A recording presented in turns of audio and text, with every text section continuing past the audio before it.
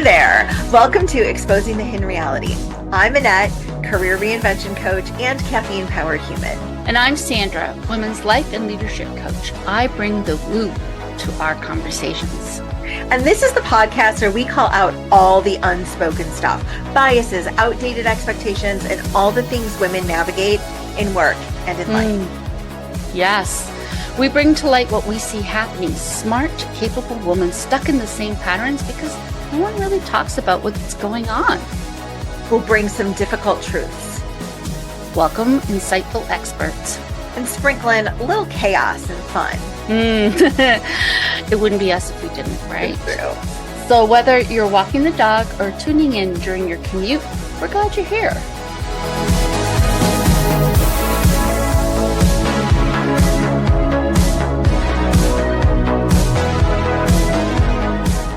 Let's do this. Let's do this.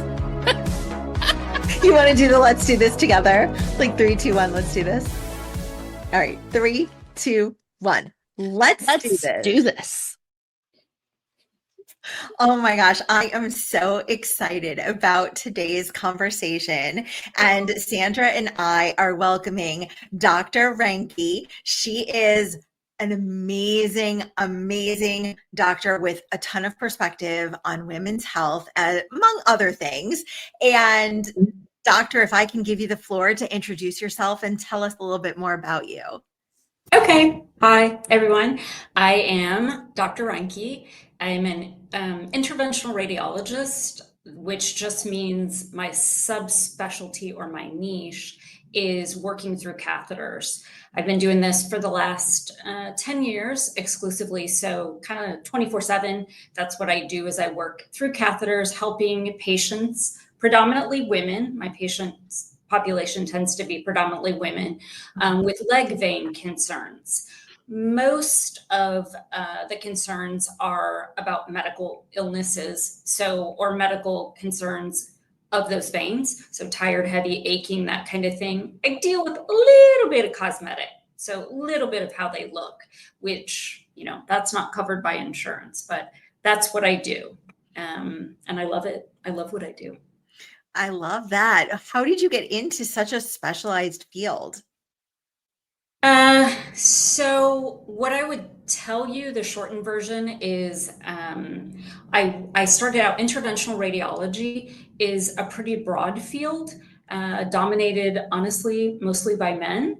And when I did my fellowship, so extra training in interventional, I found when I got out that it was really broad and a little bit too broad for me, meaning I just didn't feel like I had a good base on anything because there were lots of different procedures. I was in a hospital too, so it was corporate medicine, but I just didn't feel like I had a good grip on anything. And granted, when you come out of fellowship, you're not supposed to, but there were some other kind of dynamics going on behind the scenes, not as much support from the division chief.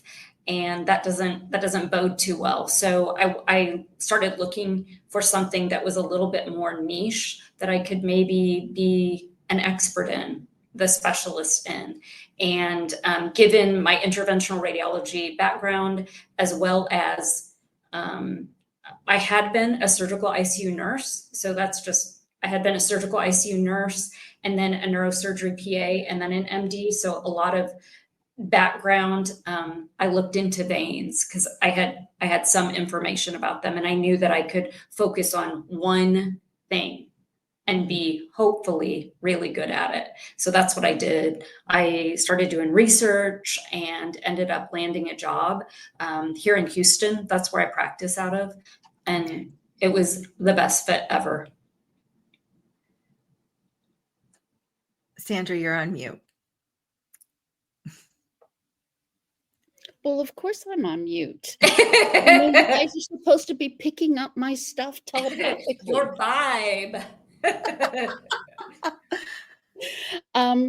So, Dr. Reincke, we were talking backstage before we started recording about some of the bias that you experience as a woman. Mm-hmm. And it came up because we asked you how you wanted us to address you today. And I'm wondering if you could share your perspective on what you see as a female doctor. Okay. So all the training that I kind of just described, I would say some of the biggest biases that I have worked against are the assumption that I am always going to be the nurse, which is definitely not a bad thing. I just said that I used to be a nurse. So I'm always less than the physician. I can't even tell you, this is the craziest thing to me, but I recently had a new patient come into my office, and I was educating that patient. My waiting room has my face on this plaque, award, whatever. And the patient literally asked me if I was the doctor. Like, I introduced myself as the doctor. I have like doctor on my scrubs. I have doctor on my lab coat. That's my face. This is my name in the clinic. And after educating the patient, it was a she, said to me, "So you're the doctor?" Wow. So yeah, so that was, I can't even tell you. I mean, even now at this level, this is my center, etc. But I think yeah, some of the bias, I mean, all the hashtag me too. I'm a little bit older, and when I went through all my training, it was different than now. There's been a lot of, I think, support for women, empowering women now. Some of the things that I had to go through, it was like they just fed it to me and I ate that, meaning I just had to deal with it. There was no complaining. There was no work-life balance or mental health days or anything like that. And so those things, what I decided was, it was really difficult. It was extremely difficult. Honestly, I cried a lot. I was overwhelmed. I was super anxious. That's truth. That's real, whatever it is. But what I decided was, instead of perpetuating a cycle of toxicity in medicine, in training, in leadership, so how I even interact with my staff, I decided, you know what I'm going to do? I'm going to stop those cycles.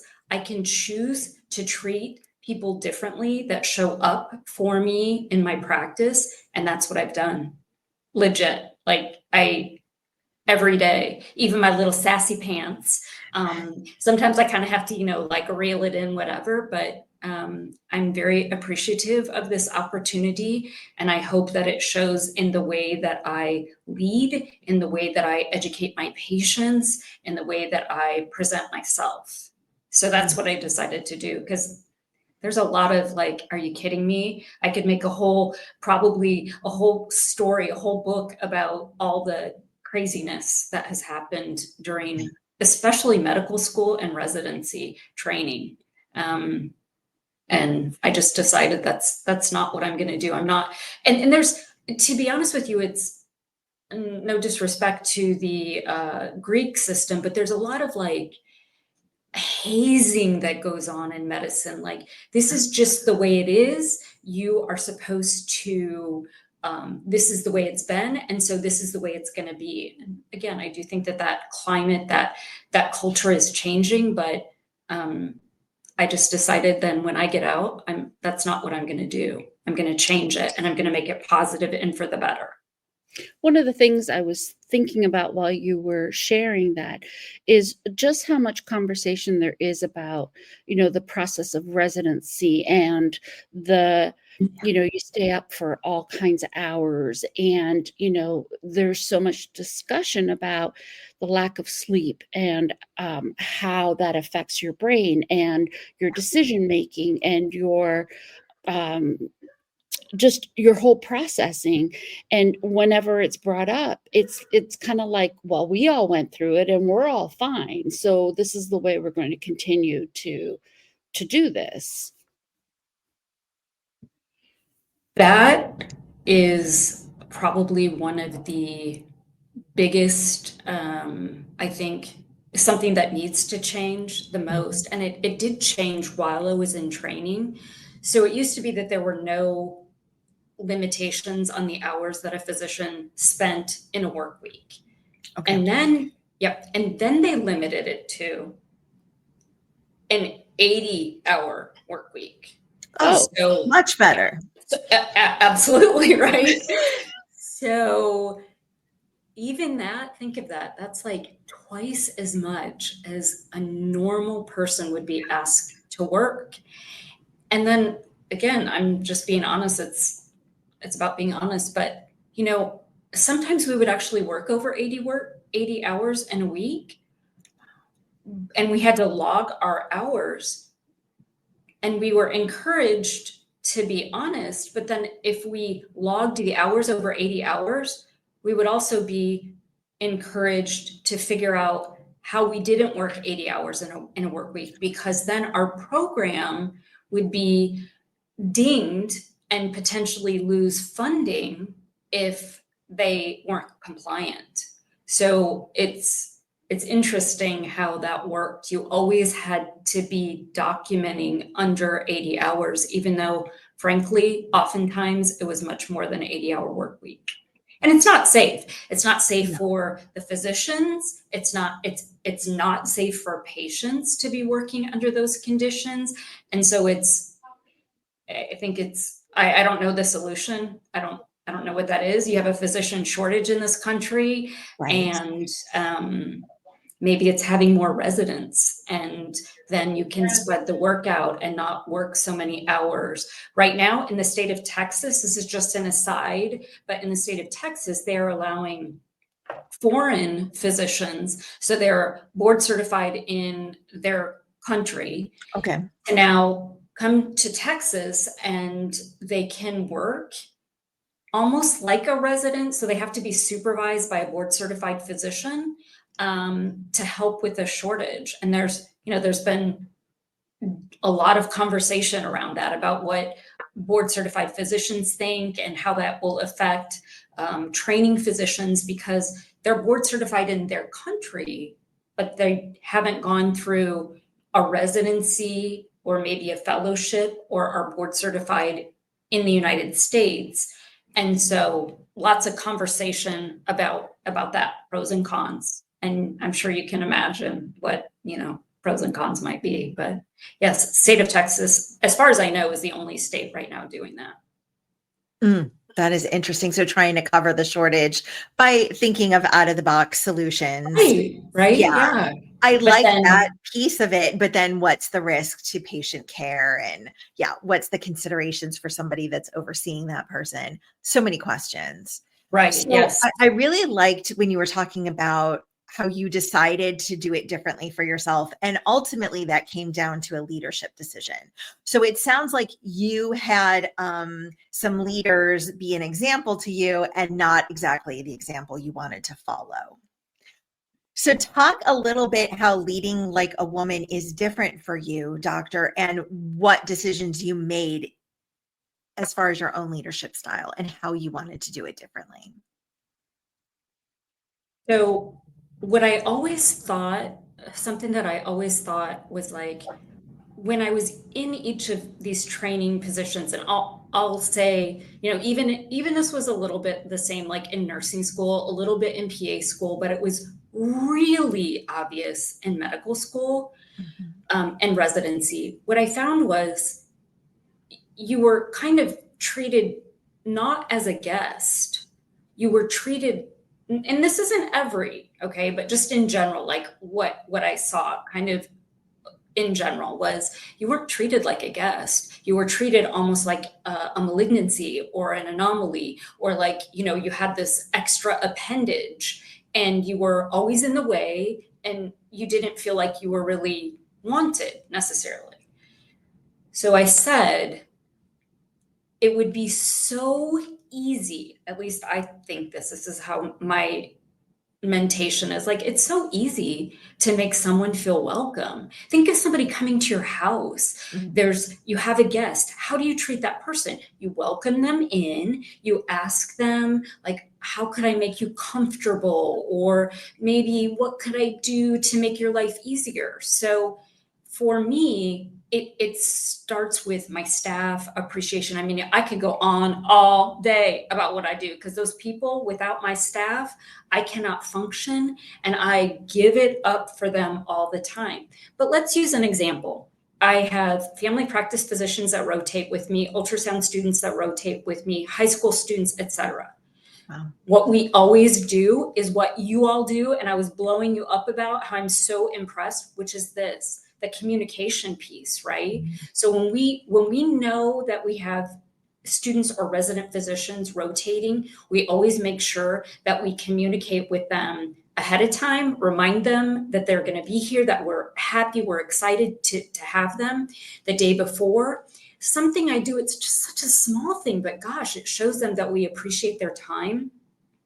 If my schedule, which normally could start at 8 a.m., and for some reason, if I don't have an 8 a.m. patient, and it's a little bit later, say it's a 9 o'clock start, we make sure that we communicate that with any guest that we have, whatever guest that is, a student, somebody who's shadowing a resident physician, in an email the day before. Hey, Dr. Reincke's doesn't start until 9 a.m. You don't need to be here until 9. And it's just such a simple thing. And from there, it just kind of goes up. So they get here, we tell them we've got the Wi-Fi password, we show them where all the drinks are, and you're happy, you're welcome to get those, introducing them to the patient, making sure that the patient understands, oh, Dr. Reincke thinks that this is an important person. They're here to learn and educate. And I mean, everything from offering them a seat when I'm sitting, we'll always pull in an extra little, medical stool for them to sit down, offer for them to sit down, ask them, would they like to ask the patients questions? I don't know. To me, it's basic character. Like, how do you treat that person?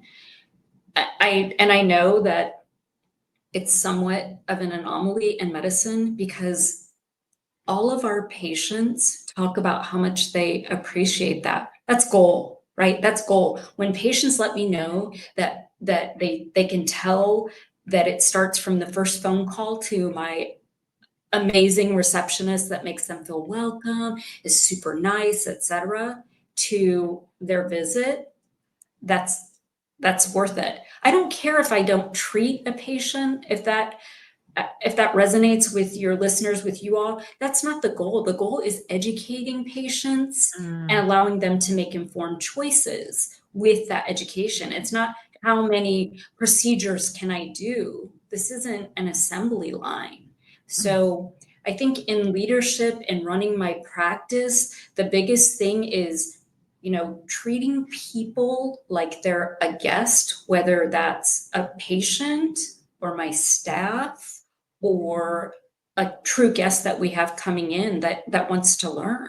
And I don't know, it has to start with me. For in my opinion, it actually leadership starts from the top down, not from the bottom up. So if my staff sees me and I'm emphasizing something like, we want to make the patient feel more comfortable. Yes.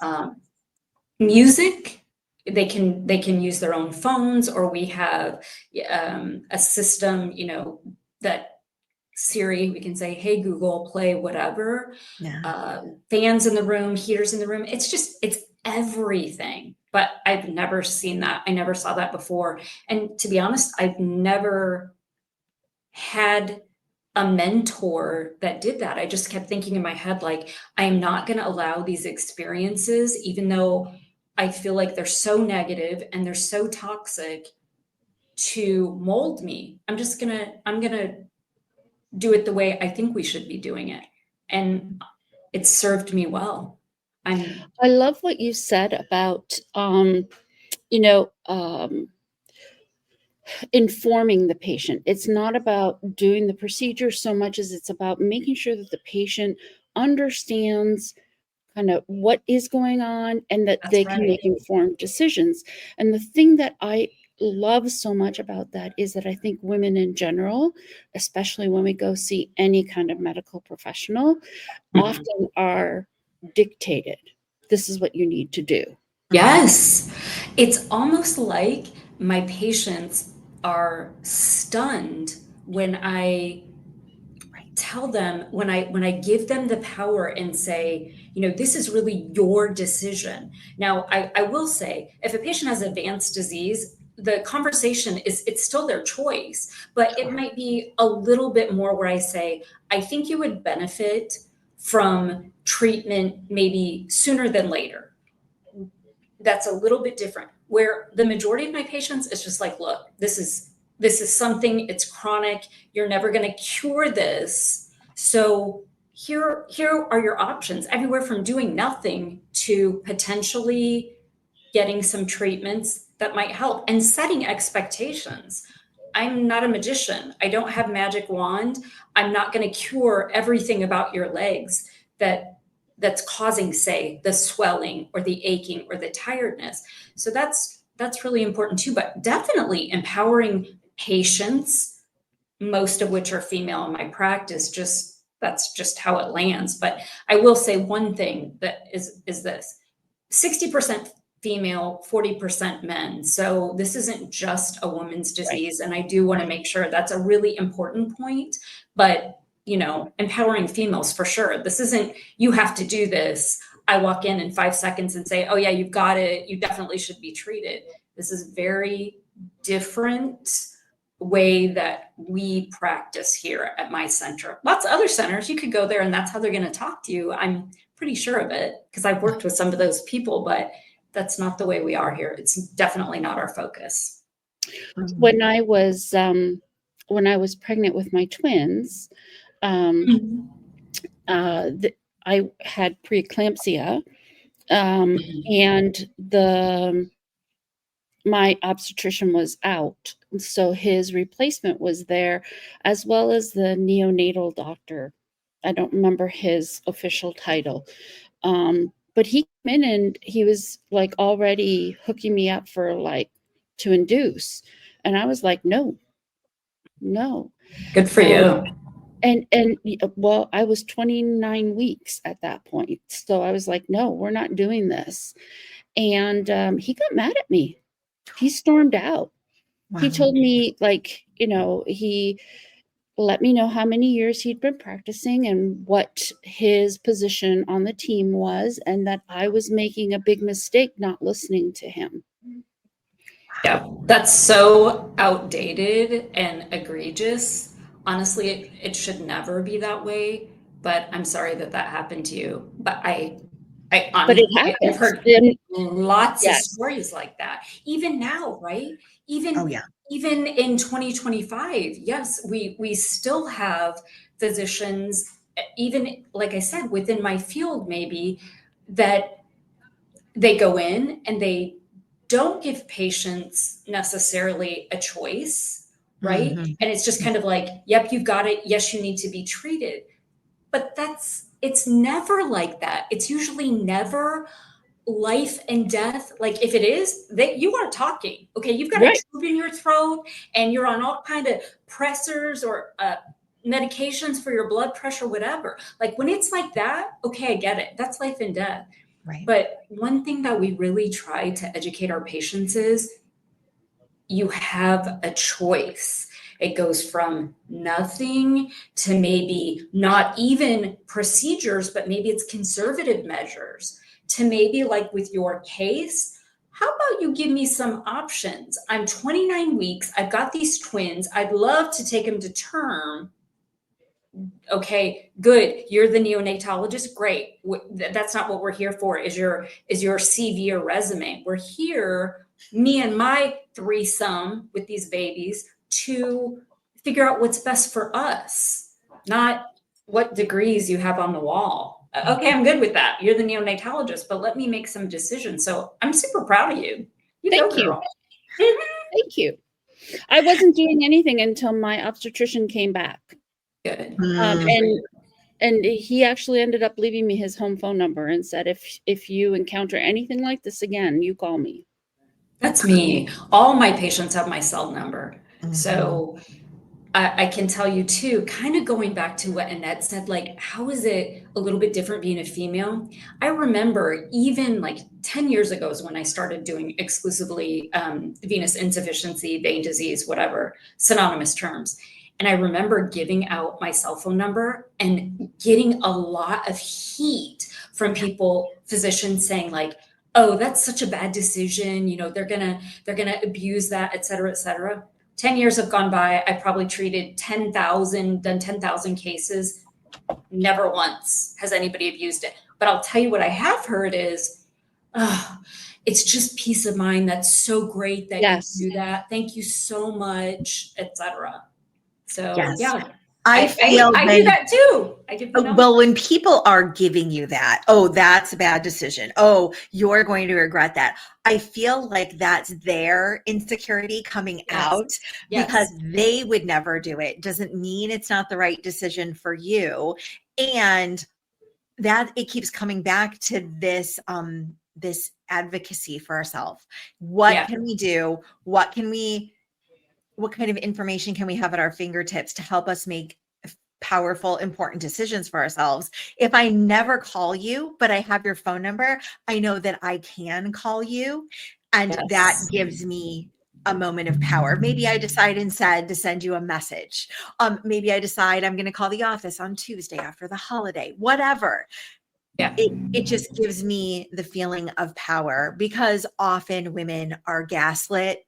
They're told that they're making a wrong decision anyways. And so I wonder how much of that was them feeling insecure or them projecting onto you that, ooh, I would never do that because I would regret it. And it has nothing to do with you. And I can't say this is why, but I did say that my field is dominated by men. Mm-hmm. So it's a catheter based specialty, and you know, all the dudes think like catheters are cool, and so do I.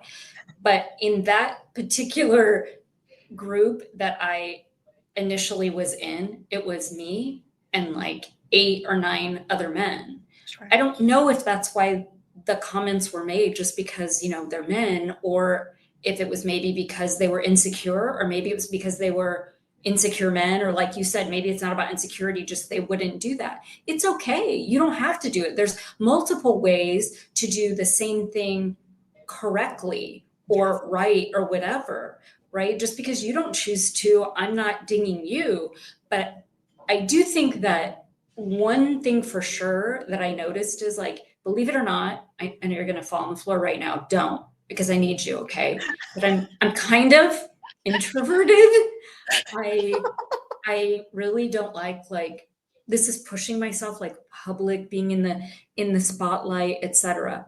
But what I think is, I've always thought differently outside the box and professionally, everything.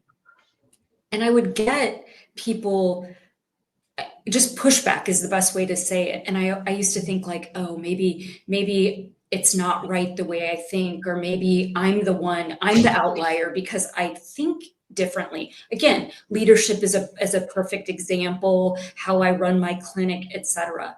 But I used to have thoughts, you know, like when I was a nurse in the surgical ICU, maybe I did things differently. I would sneak patients' family members in so that they could spend more time, as long as we had the agreement, like, look, you know, I have your patient, your family member is my number one priority. But if you can just sit there, chill, read your book, hold your family member's hand, I'll sneak you in the back door, like something like this, right? But I've always kind of thought outside, and I think that is intimidating for people. That's what I do think. So I kind of had to like suppress these thoughts outside the box until I got here. You know, it took me a minute, but I got here, and now I get to just flourish and do things the way I want to now. And I believe it works. it's at least it's positive. It's not toxic. Yeah. I love it. It sounds like you have an inner knowing that was always directing you. Like, this is your path. You were never going to be on anybody else's schedule. It even sounds like your training was non-traditional in the sense that you started as Yes. a nurse, then a physician's assistant, and then got more education to become a doctor. That is not what I would say is. So you went about it differently, and then ultimately you continue to go about it differently because it feels right for you. Oh my gosh, yes. Believe this. I shouldn't be here statistically, okay? Nobody in my family went to college. My mom didn't graduate from high school. I failed a bazillion things and I got back up and here I am. Mhm. So, yes, I had a patient last week, a new patient. This is not a lie. This patient started crying. It was the one of the biggest, like, it was such a profound moment, but she started crying. She was like, I feel like you were led to do this. And I said, whatever it is, I am insanely blessed. Like, I'm not lucky. No, because I worked really hard, but I'm Agreed. so blessed. Yeah. So yes, ma'am, I agree. I Good for love you, Dr. Reincke. And I think one of the things that we often forget, there seems to be this approach of this is what leadership should look like, X, Y, and Z, right? Or this is how you look professional. And I think women are judged for all of when we don't do those things. And so having the courage to stand up and just say, this is how I want to lead. This is what leadership looks like to me. And embracing that, that's huge. That is leadership. And we need more people doing that. Yeah, I mean, honestly, I will tell you though that I am doing that, but I will have even thoughts like, well, I mean, pretty much every day, I'm in scrubs, right? But there might be a little something something like maybe my nail color, right? Which matches my sparkly pink surgical clogs. But like I think about that. Oh, I don't want patients to think if I wear little designs that I'm not serious or that, nobody, I mean, men don't think about that. They show up No. in jeans and cowboy boots and maybe throw on their lab coat, and that's okay. Nobody's questioning that. But you come into my office, I got my name embroidered all over everything and educate you, and you still ask me, oh, wait, are you the physician? Ha! Yeah. I mean, that's why it's embroidered all over everything. If I was a man and I walked in and I didn't have my name embroidered on anything, of course he's the doctor, right? But Yes. I gotta put it all over everything. Yeah. So I Yeah. mean, I do sometimes. I wish I could. I mean, I'm pretty much myself, but there it doesn't matter what it is. I do still have those thoughts like, okay, Yes. well, how does this project? Is this professional enough, etc. Being Yes. the woman. Yeah. Yes. Yeah. I think the tides are turning a little bit, and I think that Yeah. women are recognizing like, oh, there's somebody like me. Yeah. There's someone that is reflecting back, maybe how I want to be spoken to. They're going to give me options. I've never had that before.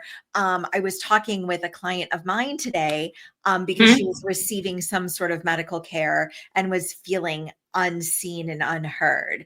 And I was telling her that I have personally changed all of my providers. I look for women that are willing to sit and talk with you. And even if that doesn't work out, then I end up getting another opinion from another female provider because I feel like they understand me already because we're similar, but that they know that it's not easy getting here into this office and saying, I really need your help.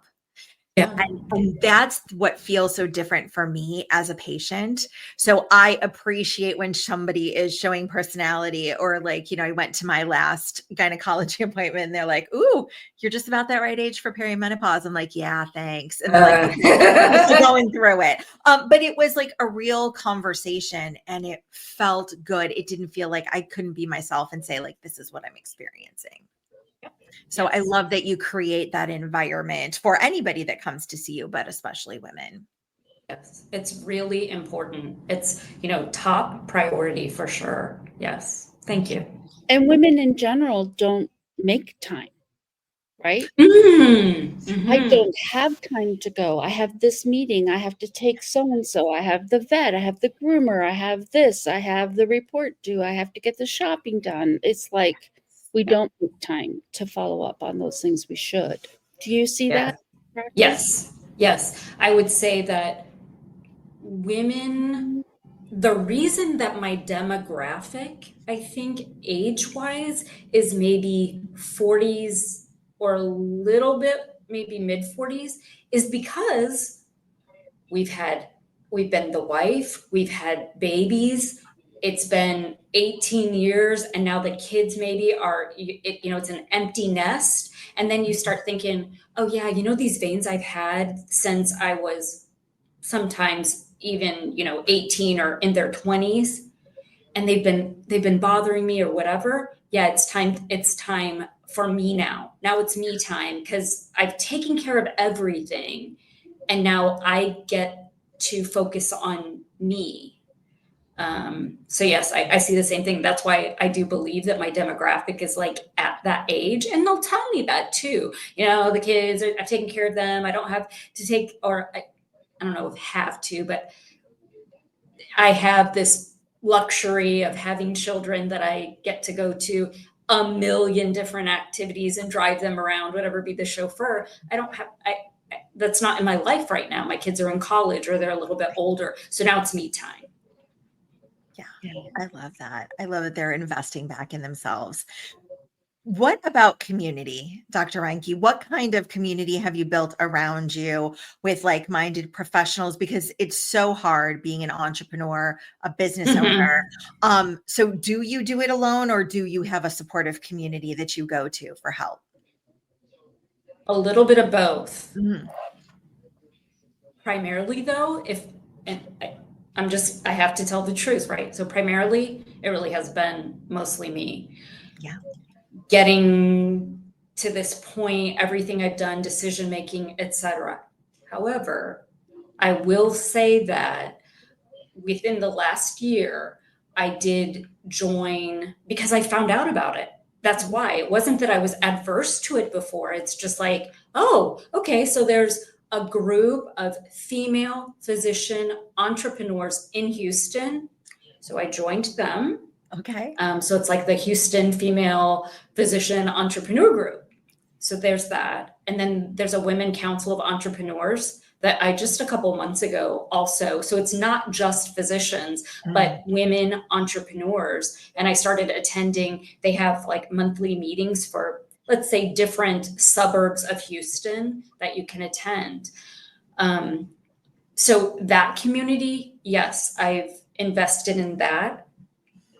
As far as like community outreach, that's also important to me. I feel like giving back because I sort of came from very humble beginnings. And so I intentionally do whatever free health fairs and outreach for family practice residents, ultrasound students.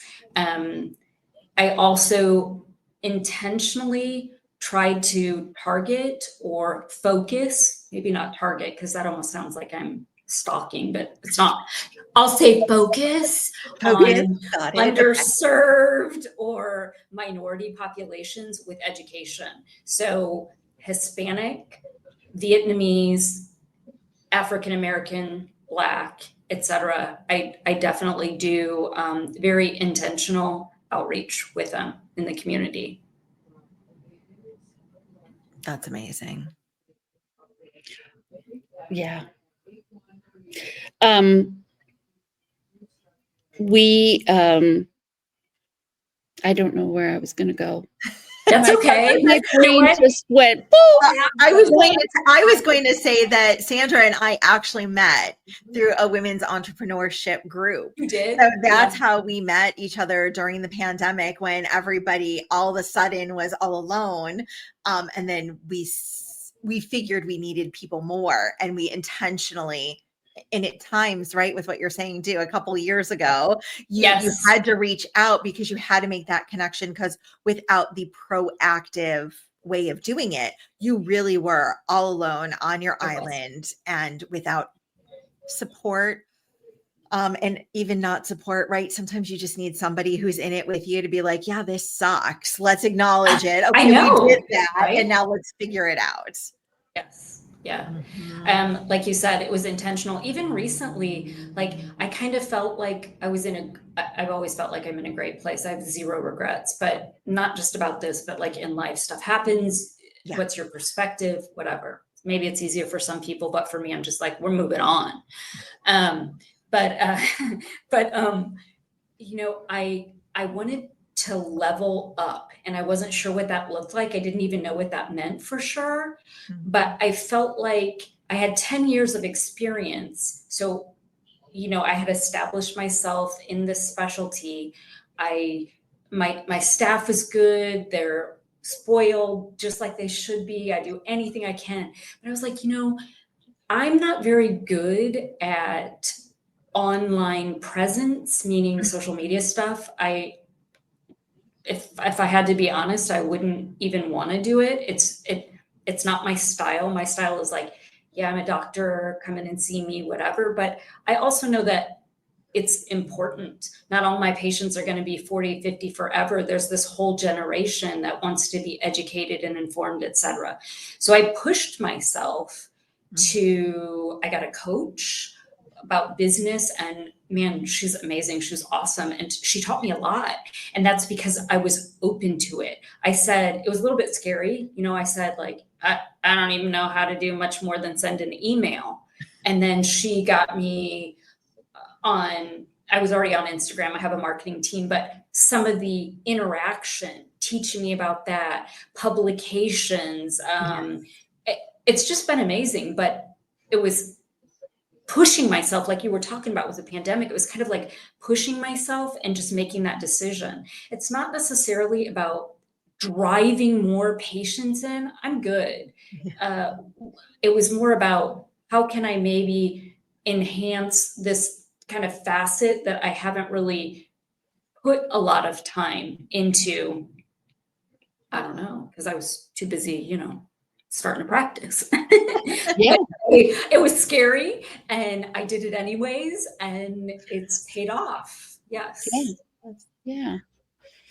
And I think how you show up online is also a choice, right? I don't like being online either, but so I deliberately choose how I want to appear when I am.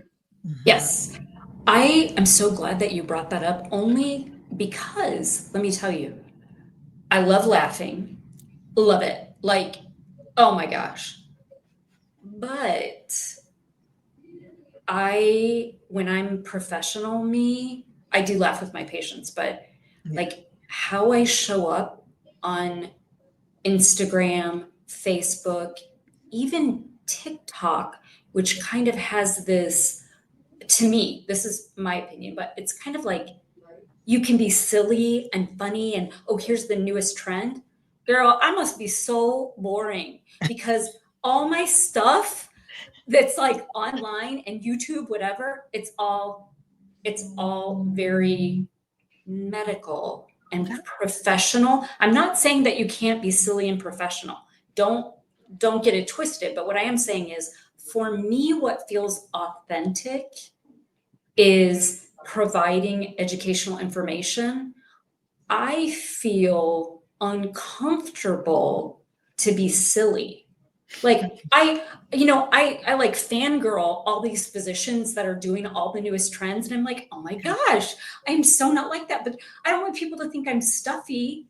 I'm just, because I love to laugh and I can be super silly, but I wouldn't want a patient I don't know. I'm just not comfortable doing that. So I think it's interesting that you say this, because I've almost thought like, wow, I must be super boring to everybody, because, it's just like, this is vein disease, blah, blah, blah, even on TikTok.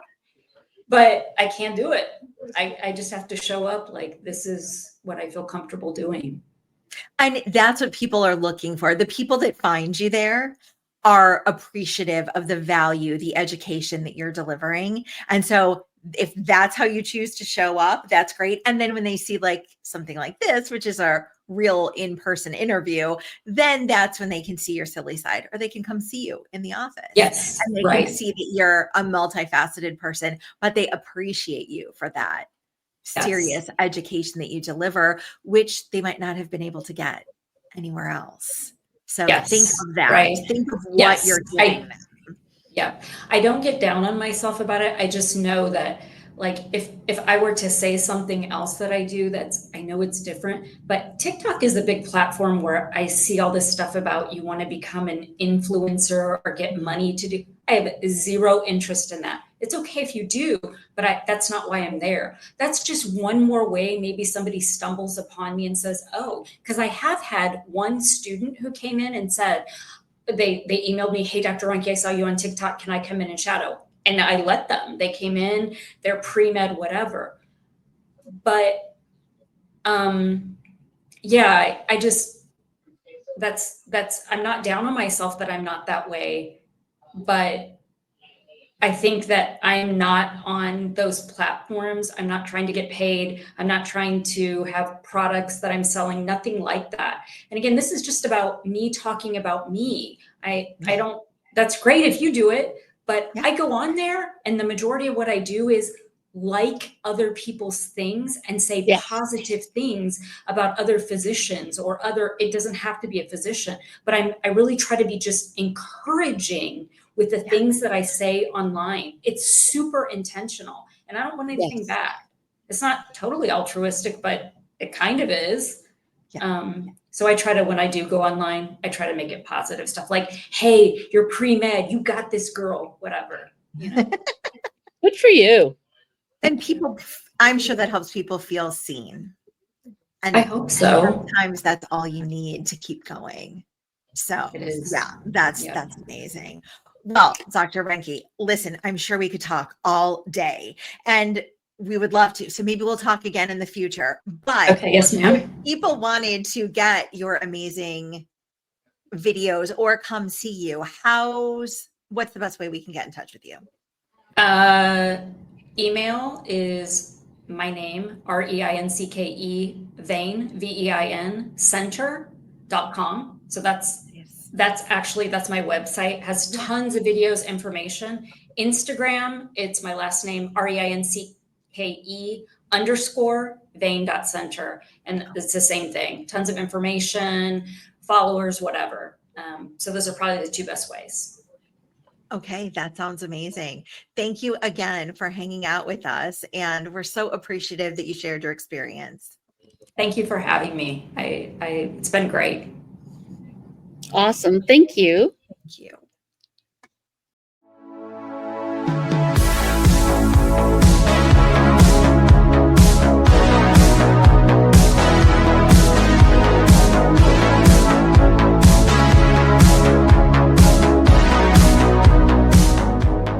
That's a wrap on this episode of Exposing the Hidden Reality. If something hit home or made you snort laugh, tell us. Seriously, we love hearing from you. Message us, tag us, or send us coffee.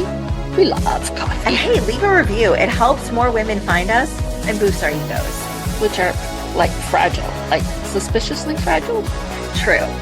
All right, until next time, keep questioning, keep growing, and if all else fails, blame the dog. See you next time. Wait, did we stop recording? No, we're still here. You have to push the red button. Red button. Cool. Just eternal podcast. Bye. Bye.